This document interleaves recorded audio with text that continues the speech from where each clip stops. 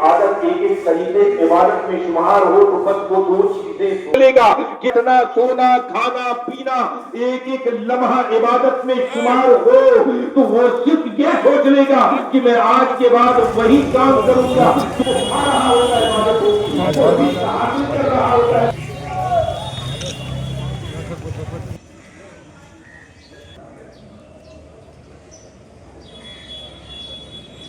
পবিত্র ঈদ উপলক্ষে হাওড়ার নরসিংহ দত্ত কলেজ প্রাঙ্গণে ঈদের নামাজ পড়া হলো। পরে মৌলভী সাহেবকে প্রশাসনের পক্ষ থেকে ব্যাটরা থানার আইসি পুষ্পস্তবক দিয়ে শুভেচ্ছা ও অভিনন্দন জানান। চিরাচরিতভাবে শুভেচ্ছা জানাতে উপস্থিত হন রাজ্যের মন্ত্রী অরূপ রায়। তিনি প্রত্যেকের